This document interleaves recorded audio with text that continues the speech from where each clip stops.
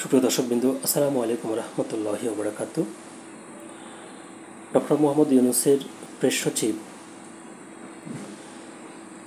সম্প্রতি জানিয়েছেন যে যুক্তরাজ্যের প্রধানমন্ত্রী সম্ভবত তিনি কানাডায় রয়েছেন এবং সংবাদ মাধ্যমে উঠে আসছিল যে তিনি কানাডায় নয়, তিনি লন্ডনে অবস্থান করছিলেন। তো দুদিক থেকে দুরকম তথ্য আসায় সকলেই বিভ্রান্ত হচ্ছিল এবং প্রেস সচিব ভুল তথ্য দিয়ে অন্য কোনো উদ্দেশ্যে দিচ্ছেন কি না এই প্রশ্নটি বারবার বড় হয়ে উঠছে এবং এটি নিয়ে আলোচনা সমালোচনার মধ্যেই আজকে একটি খবর প্রকাশিত হয়েছে যে যুক্তরাজ্যের প্রধানমন্ত্রী লন্ডনে আছেন এবং প্রেস সচিব তিনি ভুল স্বীকার করেছেন। এ নিয়ে দৈনিক বিডি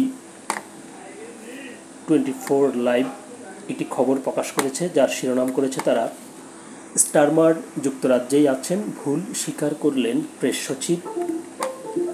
খবরটির বিস্তারিত বলা হয়েছে, যুক্তরাজ্যের প্রধানমন্ত্রী কিয়ার স্টারমার সম্ভবত কানাডায় গিয়েছেন। প্রধান উপদেষ্টার প্রেস সচিব শফিকুল আলম গতকাল মঙ্গলবার লন্ডনে এক সংবাদ সম্মেলনে এমনটাই জানিয়েছিলেন। এই বিষয়টিতে কিছুটা ভুল বোঝাবুঝি হয়েছে জানিয়ে প্রেস সচিব বলেন, স্টারমার যুক্তরাজ্যেই আছেন। এখানে একটি মিস্টেক বা ভুল হয়েছে। বুধবার 11 জুন লন্ডনে স্থানীয় গণমাধ্যম কর্মীদের সঙ্গে এক ব্রিফিংয়ে তিনি এই ভুলের কথা স্বীকার করেন।